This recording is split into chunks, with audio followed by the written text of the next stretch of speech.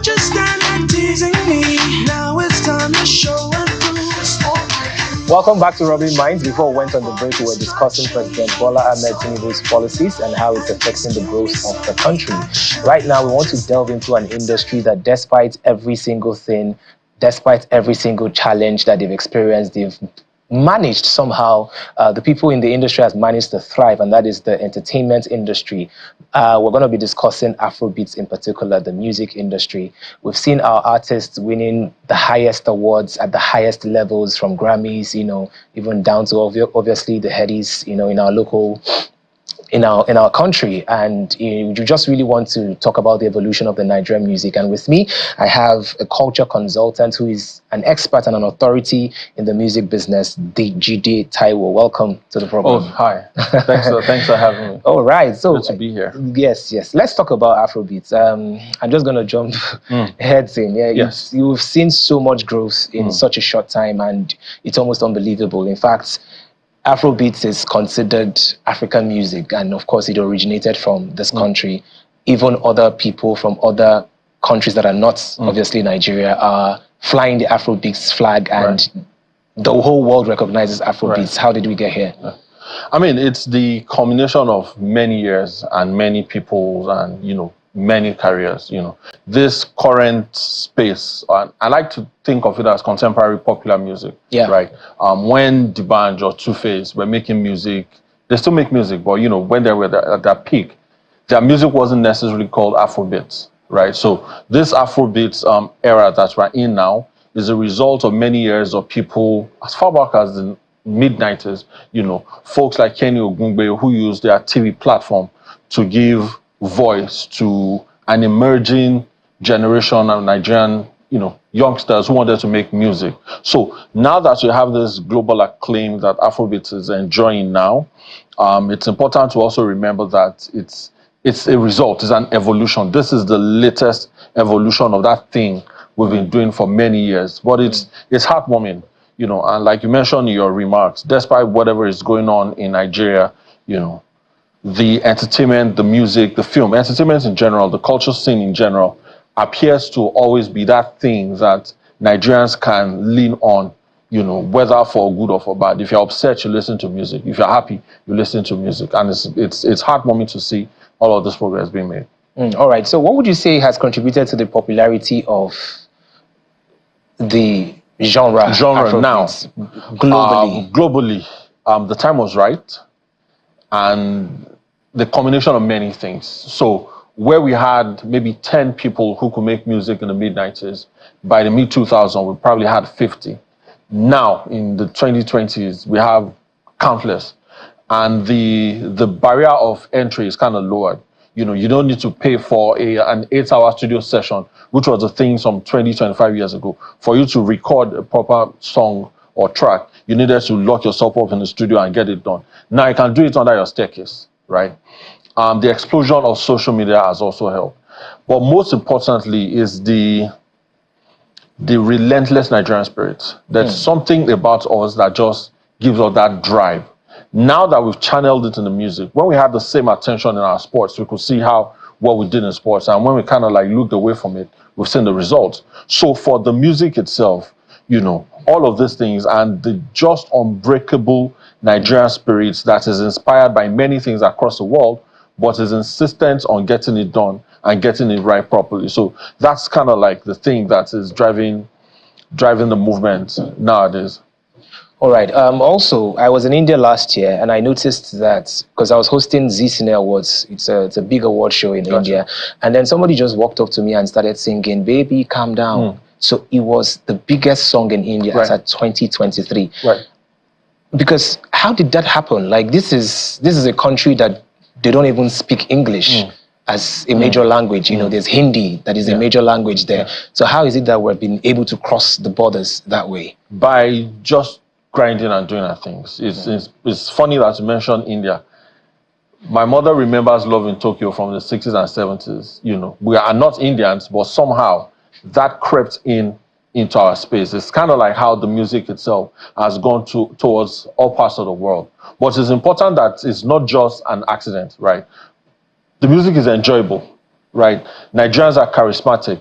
And it's almost a given that if you listen to a Nigerian song, either by paying attention to the melody or we just beat you over the head with it until you get it, it's that irresistible feature that Nigerians generally have. So when you go to places like India, and we've yet to crack those parts of the world, we have yet to cross into Korea. It's unimaginable what awaits us when we're able to make all of this, inroads into places apart from the US and Europe. All right. There's an ongoing conversation that as much as we're happy with the growth of Afrobeats, that we're losing our structure in terms of we're losing the power to own our catalog, as most of our big artists are being bought over by the Universal Musics. And so practically we enjoy the benefits of being global, but some heavyweights in the Western world are claiming ownerships to our catalog and our music, which will be a problem in the future. What are your thoughts on that? I mean, it just means that we have to put our money where our mouth is, or put our monies where our dancing shoes are, right? I mean, if I'm a Universal and I've invested X million of dollars in artists A, B, C, D, right? Of course, I want to own that. What that just means is that the music industry itself, now in Nigeria, Nigerians have to build something that is worth staying at home for, right? I mean, if all of these majors own all of this publishing, and I was in a conversation a couple of days ago, the biggest artists in Nigeria, that catalogs are owned by foreign entities, right? But that means that there's an opportunity for local investors. Yes, we've tried. It's kind of like how it says in the Bible, hitherto we have gotten this far, right? We've built it up until this point. To scale, we need to make commensurate investment, as the Universals, the Empires, the Def Jams, all of these people are doing.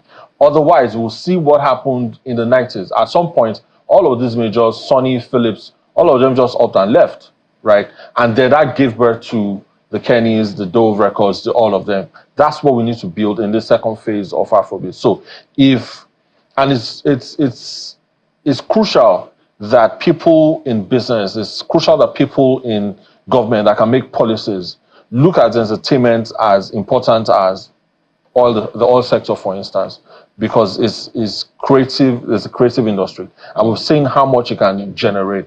The Taylor Swift concert tour in the UK was said to have added about 200-300 million to the London economy.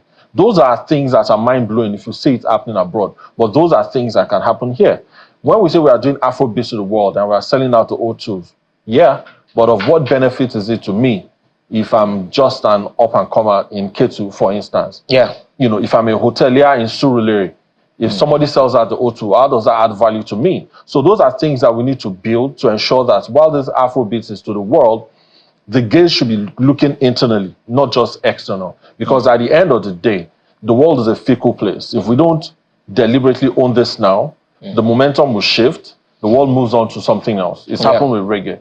It's happened with reggaeton. K-pop is in this place now. So it's important that now that we have the attention of the world, we use Afrobeats as a tool to build something more lasting for all of us. Speaking about Afrobeats shifting and the attention shifting, Tyler was at the VMA and she actually won the category for Afrobeats. Right. And then she made a statement that, yes, there are different genres, there are different kinds of music in Africa, that she represents Amapiano. Right. What do you think of that?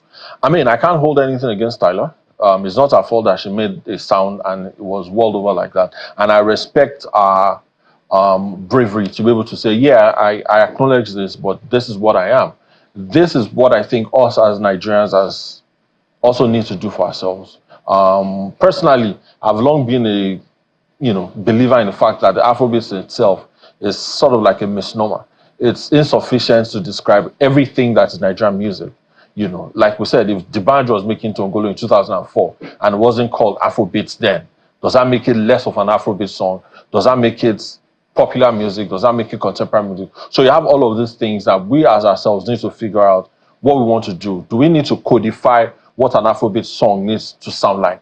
If you listen to heavy metal, right, or rock or country music, there are elements that are consistent in the development of these sounds. Do we need to invent or codify something that make it qualify as Afrobeat, so that if Drake makes an Afrobeat song, it doesn't make Drake less of a rapper, right? So if Fireboy makes an R&B song. Is it R&B? Is it Afrobeats? Those are elements that we also by ourselves need to figure out and fashion up ourselves. All right. Let me just have your final thoughts on what the future of Afrobeat is.